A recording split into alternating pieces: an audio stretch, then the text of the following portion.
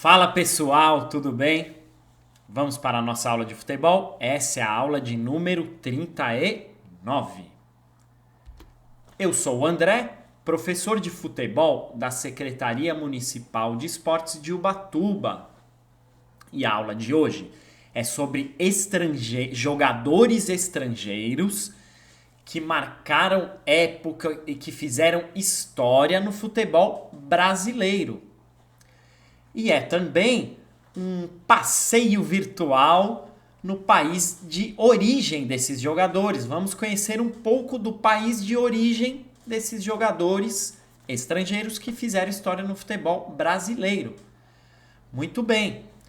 Então, a nossa viagem virtual de hoje é para o Uruguai. Sim, nosso destino hoje é o Uruguai. Como vocês podem ver aqui atrás de mim, essa é uma foto da capital do Uruguai, a cidade de Montevidéu. E o Uruguai, que é um país apaixonado por futebol também, um país importante na história do futebol. Aqui atrás de mim é o estádio do Peñarol. O Peñarol, um clube muito tradicional do futebol uruguaio e do futebol sul-americano, uma equipe antiga, uma equipe de muita tradição, já conquistou vários títulos. Então aqui o estádio do Peñarol na cidade de Montevidéu, no Uruguai. E o grande rival do Peñarol lá no Uruguai é o Nacional.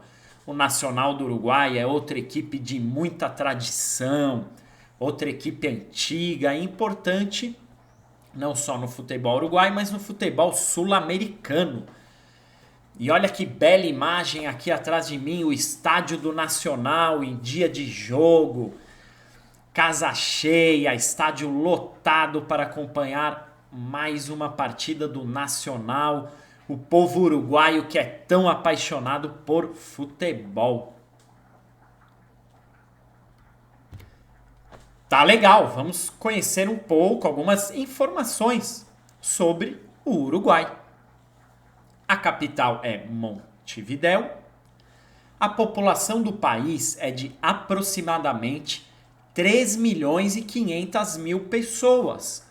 Como vocês podem ver no mapa, o Uruguai é um país pequeno, tanto em território, tem um território pequeno, e uma população pequena, um país pequeno. Por exemplo, 3 milhões e 500 mil pessoas é uma população menor que da cidade de Belo Horizonte, por exemplo, da grande Belo Horizonte,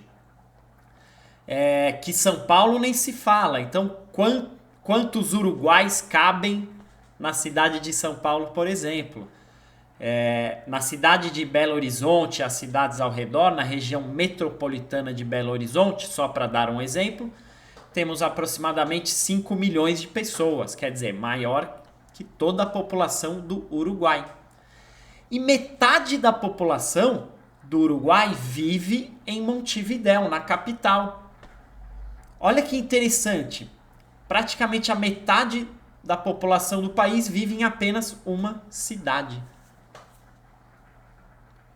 E aqui em cima de mim, os escudos das equipes que eu acabei de falar, o Nacional, o escudo do Nacional e o escudo do Peñarol, essas duas equipes super importantes no futebol uruguai e no futebol sul-americano. Olha que legal aqui no escudo do Peñarol, temos 11 estrelas, simbolizando os 11 jogadores que entram em campo numa partida de futebol.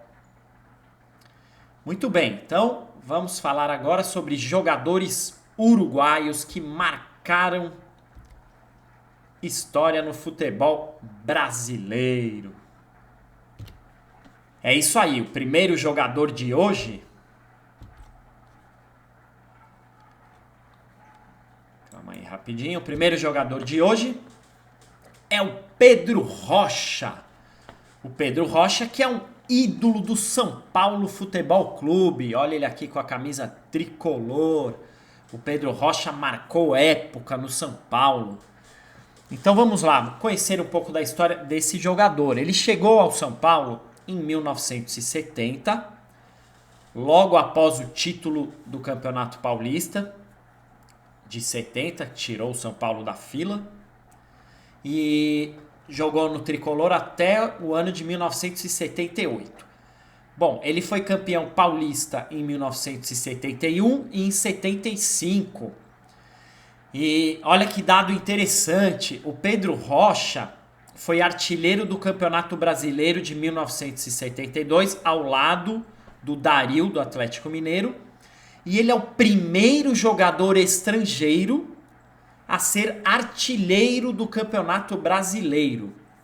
O Pedro Rocha, ele chega ao São Paulo já consagrado, como um jogador consagrado, e era um jogador de muita qualidade técnica, era um jogador admirado em sua época por sua qualidade, um jogador de uma técnica refinada.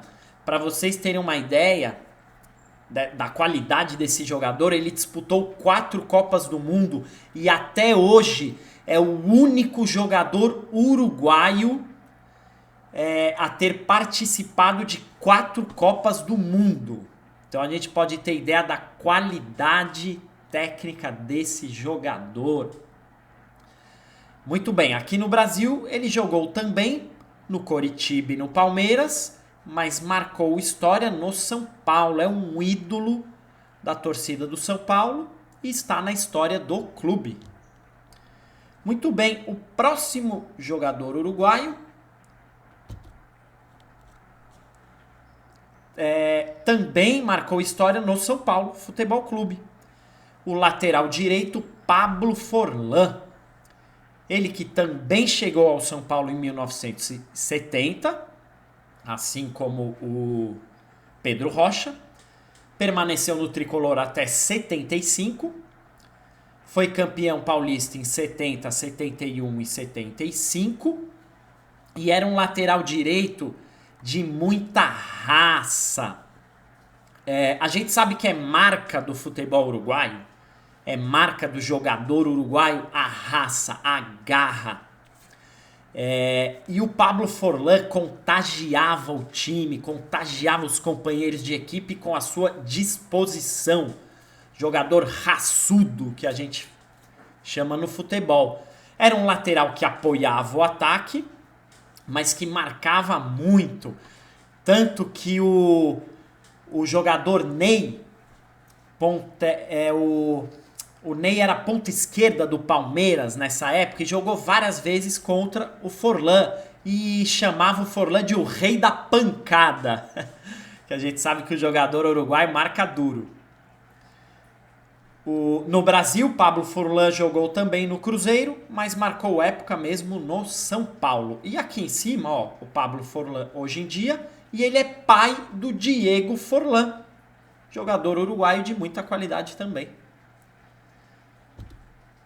E para encerrar hoje, mais um zagueiro uruguaio que marcou época no São Paulo Futebol Clube, o Dario Pereira. O Dario Pereira foi um zagueiro de muita qualidade e muita personalidade. Tanto é que aos 19 anos o Dario Pereira já era o capitão da seleção uruguaia. Impressionante. Ele chegou ao tricolor em 1977, permaneceu até 88. Fez 451 partidas com a camisa do São Paulo. Uma marca impressionante. Foi campeão paulista 4 vezes, em 1980, 81, 85 e 87. Conquistou 2 campeonatos brasileiros com São Paulo, em 1977 e 86. E formou uma dupla de zaga histórica com o jogador Oscar. O torcedor são paulino se lembra até hoje, tem muito carinho. Essa dupla de zaga marcou época. Está marcada na história do São Paulo, Dario Pereira e Oscar. O Dario Pereira também atuou pelo Flamengo e Palmeiras, mas está marcado mesmo na história do São Paulo Futebol Clube, grande Dario Pereira. Muito bem. encerrar o nosso passeio virtual de hoje, a nossa viagem virtual ao Uruguai, nada melhor do que encerrar nessa bela paisagem na cidade de Punta del Este, no litoral uruguaio. Essa escultura que se chama A Mão, muito bonita também, muito conhecida, um cartão postal do Uruguai, um destino turístico, muito visitada por turistas o ano inteiro. Então assim eu encerro a aula de hoje e o nosso passeio virtual. Se você gostou da aula, deixe sua curtida, deixe seus comentários, inscrevam-se no canal da Secretaria de Esportes de Ubatuba e até a próxima aula continuaremos a nossa viagem virtual. Até lá, nos vemos lá!